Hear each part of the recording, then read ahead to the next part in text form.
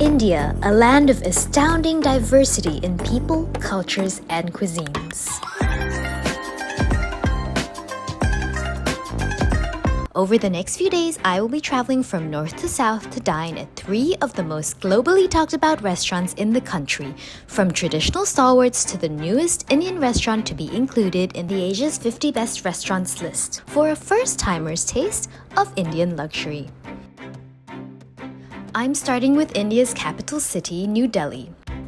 This is the ITC Maurya Hotel, which houses 2 of Delhi's best-known restaurants around the world, Dum Pukht and Bukhara, both of which have long years of delicious history. If it's your first time in New Delhi, there is no better place to start than Dum Pukht, renowned for its Awadhi cuisine revolving around the art of slow cooking. I've heard so much about this over 3-decade-old institution, so getting to dine here is very exciting. With its royal blue upholstery and polished silverware, a meal here harkens back to the royal feasts of the Nawabs of the 18th century in the historic Awadh region. The name Dum Pukht refers to the unique technique of slow cooking. Food is sealed in pots and allowed to cook in its own juices so that its natural flavors shine through. One of the signature dishes is this meltingly tender kakori kebab made from minced lamb. Legend has it that it was originally created thanks to a toothless Nawab who still wanted to enjoy his food. Then there's the famous Dum Pukht biryani, basmati rice simmered with lamb and herbs and spices, finished in a sealed pot. One look and you can tell how delicate and elegant the flavors and the textures are. If you think of Indian food as really rich and heavy, this restaurant will change your mind.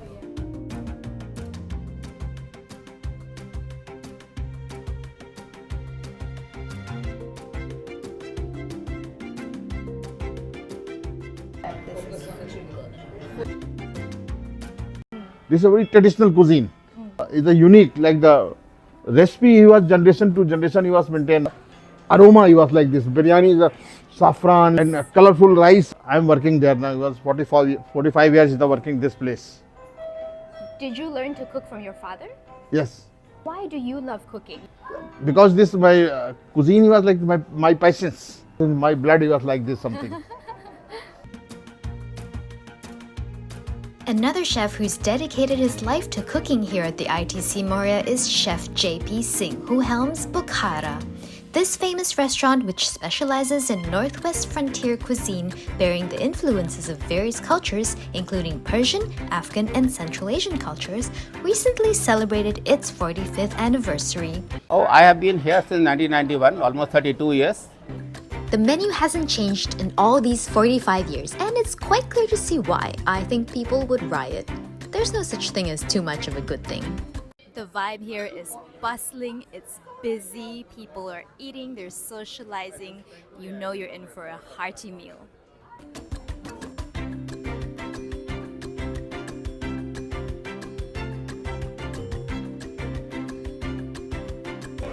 Hot, hot, hot, hot. The food from the oven to the table only in 10 seconds. This table I'm sitting at, apparently all the visiting politicians and rock stars and celebrities have sat here. Bill Clinton came 6 times, Colin Powell was here 3 times, Barack Obama came 3 times, Tony Blair was here, other countries also, even from the sports personalities or the film stars, they have been coming here. And even if they are staying in some other hotel, they make sure that they come to this hotel and at least have a meal in Bukhara. What do you like about it? This is very challenging, and it keeps you also engaged. It also keeps your morale high. We want to maintain the quality and standard. That's the reason there are repeat clienteles who keep coming here from many years. Grandfather to son to grandson. We know they have been coming here. There's something quite invigorating and life-restoring about dining here, and if you ask me, Bukhara has a great sense of fun.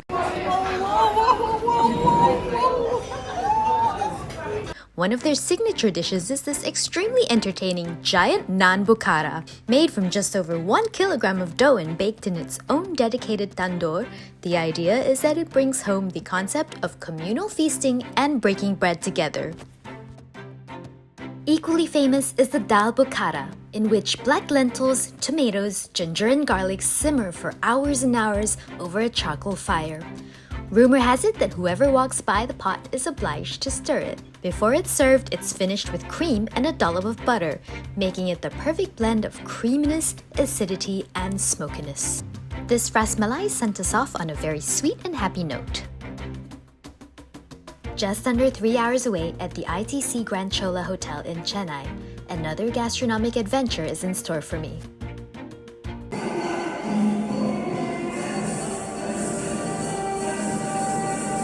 I'm here to dine at Avartana, the latest Indian restaurant to clinch a spot on the Asia's 50 Best Restaurants list.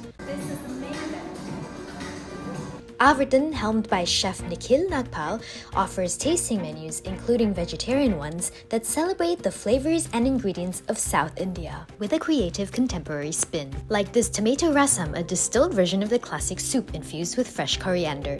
There's a reimagined pani puri with an exploding sphere of tangy liquid, banana coriander with mini appam, and tempered bottle gourds sliced into noodles and served with plum chutney. This turned out to be a lamb brain fritter tossed in scallion lemon brown butter, and it was probably my favorite, crispy outside and creamy inside. Through this spiced aubergine dish, I tasted chilies from Karnataka, while this char-grilled pork belly dish showcased chilies from Ooty. The best ingredients from all over South India are spotlighted at Avartana, like premium butter from Uttukuli province in this chicken dish. You'll find common materials like banana leaf and ghee, but in playfully different forms, like this edible ghee candle with a lotus thread wick.